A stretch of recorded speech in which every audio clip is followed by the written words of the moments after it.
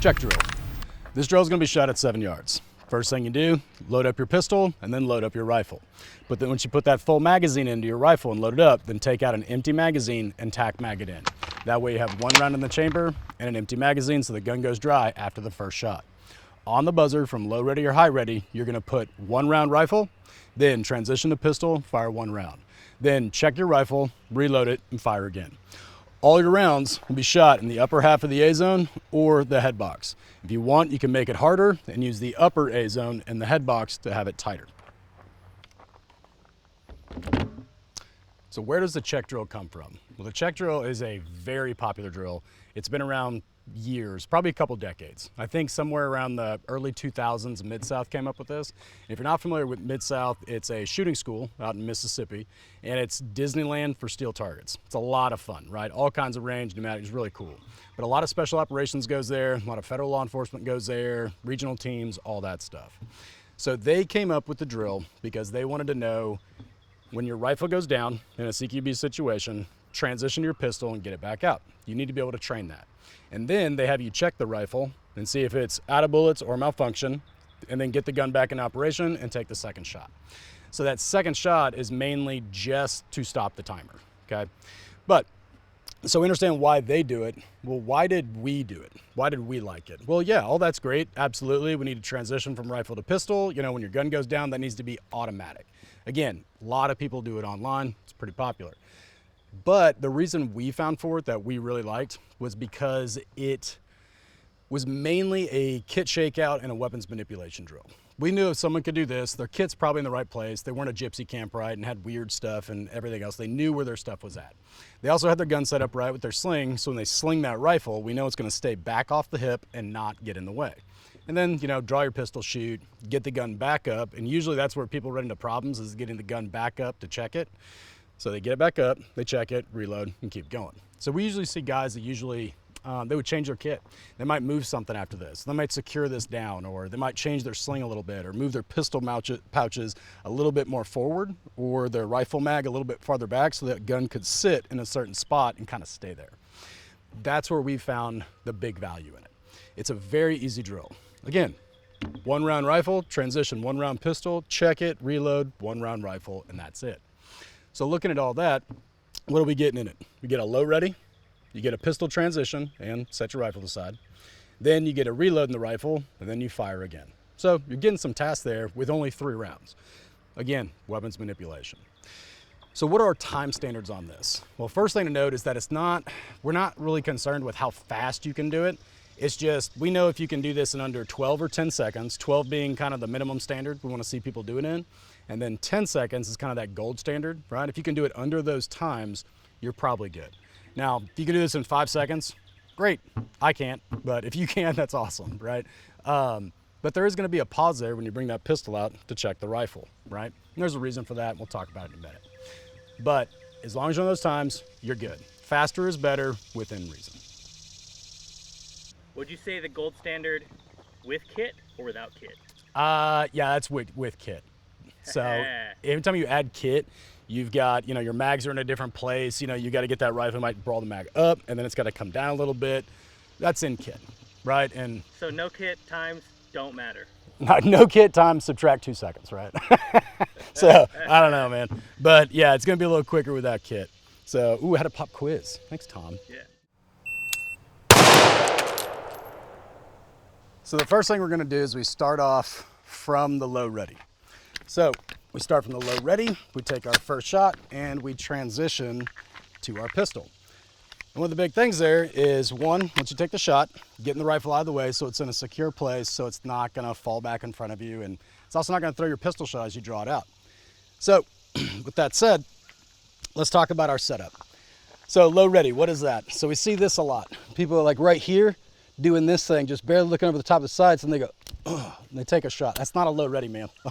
That's not even close. So simple rule of thumb is you bring your gun down to a point where you can turn your chin over the buttstock. That gives you good vision out here. The barrel will most likely be at the base of the target or below it. You know, you could say 45-degree angle, all this stuff, but just give yourself a setup. That turning the rifle, the chin over the buttstock is probably one of the easier ones, just real quick and easy, and that's a good standard to start with, okay? So try that. Then once we bring that gun up and we take our shot, the next step is we have to get our gun out of the way and transition to pistol. So question for you, when we do this, do we put this rifle on safe when we transition? We say yes. Other people will say no. So here's our thoughts. Every time I'm not looking in my sights, it's automatic my rifle goes on safe. If my eyes are not in my sights and I pull that down, I put the rifle on safe because it costs me no time to do that and it costs me no time to put it on fire to bring it up. So there's no reason not to. But if we feel that difference in recoil impulse, right? Or we get a click instead of bang and we go to pull the trigger, a dead trigger, well, the gun is inherently safe because it can't work. So do you need to put it on safe? And technically no. So some people say yes, some people say no. Doesn't matter, that's kind of up to you. But we like to do it. Now we cover the safety thing, let's talk about how we're gonna get this rifle out of the way in the best way possible. So we see this a lot. How many of y'all seen somebody on the range when they get, see the rifle's clear, they bring the gun up, they take the shot and they do one of these. And they go to draw their gun. They throw this rifle out of the way. It's on their back, wrapped around their neck as they're trying to draw a pistol. I don't think that's necessary. I think that's a little bit much. One, if you whack me in the knee with your barrel, I'm gonna be pissed, and you should be pissed too. If someone hits you, you should punch them or something. But really what it's gonna happen is you throw this gun, see that's wrapped around the neck, you gotta draw your pistol. Ugh, I don't want that. I don't want anything to affect my pistol shot. So it's just completely unneeded to me. So what do we do? And what do we think is probably your better option? Simple, just lay the gun down to your side. So once you take that shot, first thing I'm gonna do is I put the rifle on safe, watch my support hand right here. Thanks, Ray. Now I snap because of you. Ray's our old combatives jiu-jitsu coach. So take that shot, boom, as I put it on safe, watch. Hand immediately comes back right to the mag well, and I'm pinning that sling.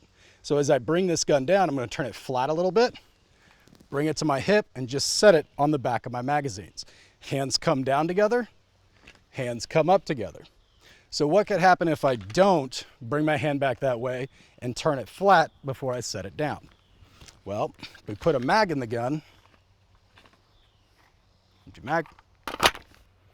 If I put a mag in the gun and I do this, shot, and I come here and I do one of these, as I go to pull the gun up, now my sling is wrapped around my magazine.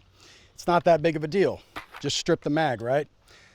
But we see people that try to undo it and do all that. It just costs me time. So again, not that big of a deal. You can just strip the mag and get it right back up and it should clear itself. But if I don't have to do that, I don't want to. The benefit of having that sling over top when I come here is that now my sling is on top of the magazine and the mag well. It's gonna help just hold it to my side, right?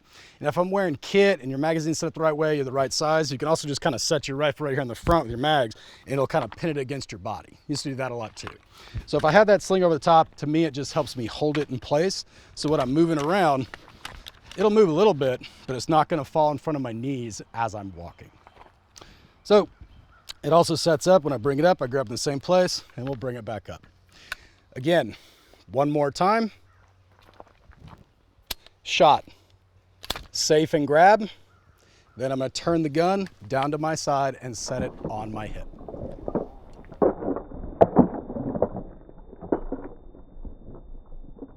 So I've seen a lot of people with kit who lay their rifle down on front and they have a little bit of standoff from their kit, so it's not hitting their knees. What's your opinion on that? Oh yeah. So everybody's different. First off, like everybody is kind of set up different. Certain things work for some people, certain things work for other people, right? Like really tall guys, they don't care because it doesn't hit their knees. For people like me that are also extremely tall, but just not quite that tall, I don't want it banging into my knees, right? So some guys will just set that rifle in front and, you know, on their kit because it presses it away from the body more so they don't have to worry about it. Yeah, man, that's fine. You know what I mean? I don't know if I want to do that when if I have to take a knee or something, but at the end of the day, it's kind of whatever you think is best. But if I'm, you know, shooting my rifle or think I'm gonna be shooting it, I'm always gonna get it off to the hip because that way it's out of my way and I can access anything on the front if I need to and so on and so forth. But at the end of the day, just you do you, Boo Bear. You know what I mean? So Oh, and single point slings. You'll see a lot of people with single point slings that do that because they can't quite get it off to the side. If you're not sure what a single point sling is, look at like history documentaries from like a really long time ago. Steve's gonna hate that, dude. So Steve runs a single point. We always tease him about it. But that's just a single point sling. You can't quite get it off to the side as well. You can if your kit's set up right, but sometimes it'll fall back in front. So a lot of those guys just drop it in front. But another thing you remind me of, cross-eye dominant people that are weird, that like shoot pistol right-handed and rifle left-handed, they can't sling that sucker to the side because, well, it'll be on top of their gun. So they just let it fall in front, right? And that's fine. But for that kit thing, yeah, press far enough out, man. It's just kind of whatever you want to do. You know, it's kind of personal preference at that point. So now we're transitioning to the pistol. Pretty simple. One thing we need to think about, hands come down together, hands come up together. We want, as we drop this rifle here, immediately comes down, this hand gets on the gun and brings it right up. What we want to avoid is setting the rifle down with both hands, then coming over and drawing. Just be efficient, do two things at once. Simple tip for when we're coming down to draw our pistol. I've heard several people say this, and this is what one of our other instructors says. Take a shot. And as soon as I do that, this hand's gonna come back just like I'm running and come in. So that kind of prevents people that they'll drop their hand down here and try and find it. Just bring the elbow back and right into the gun. That might help you out. And then lastly, we reach around and we grab this rifle. We already talked about it. I'm gonna grab it right around that same place, you know, where the mag well, and pinning that sling to it. When my pistol's out, and then I'm going to go ahead and bring the gun up. So our purpose for this was if we had a light on the gun, give it a quick flash if I need to see in if it's dark. Otherwise, I keep my pistol out, check my chamber. Once I'm good, now I can reload or fix any malfunctions and do what we need to do. So one more time.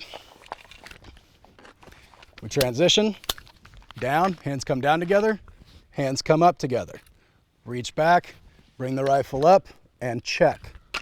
Put that away. Now we can go into our next step, which is gonna be our reload.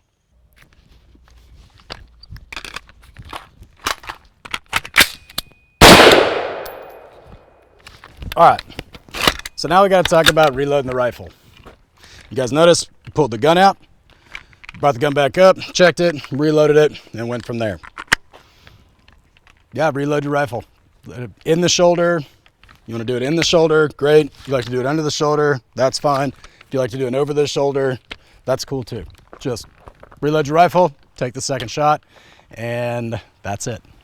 Do you know the drill?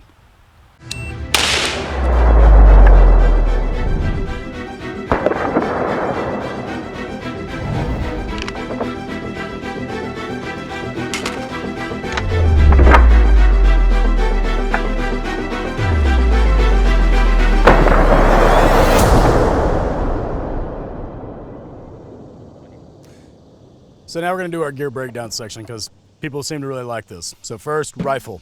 This is a Ripcord Industries rifle. A buddy of mine, Steve, he owns this company. Great company. Patented handguard that he came out with.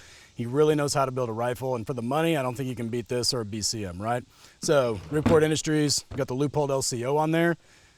Waiting to show you guys what Leupold has new that's coming out. We were hoping in the next couple months was gonna be a little bit. But for all y'all like, why isn't the LCO? Why can't we buy it? Well, hey man, they got something coming, okay? Other than that, Mod Light, buddy gave to me, and this is a drop 6 sling. Cool thing is we were running the noise barriers, or I think they're called, from Auto Engineering. These things are awesome. Electronic Gear Pro, battery pack, like these things hardly lose a charge. They've lasted quite a long time. Really impressed with those. And other than that, got our BAER belt on. So these are in production right now. So as this video came out, the black ones are finished. Ranger Green's up next. Multicam and tan are on the dock. So those will be made last. But those are coming out here in the next couple months. These will be available along with our underbelts. Pistol 34, the DP Pro. This is a little, if you guys were wondering what this is, this you got at Ben Steger Pro Shop. It's just a optic cover. So it gets you to kind of force your vision a little bit and open it up so you're not getting too dot focused or getting that too narrow vision or tunnel vision when you're looking through your sights. Cool little feature, man. They're like 20, 25 bucks. They're great, man. He's got them for all kinds of optics. So Ben Steger Pro Shop. Got the Nerd holster, Shooters Global. shot timer right here. This thing's been really cool. Magnetic. Check out Suitors Global. They're good people, good company from Ukraine that's making these things. Other than that, guys, that's pretty much it. Oh, Agonic pants. Check those out, and belts and all that stuff. Other than that, I think that's the majority of it. And then our targets are Action Target. The stands are Action Target. Everything you see back here is Action Target, okay?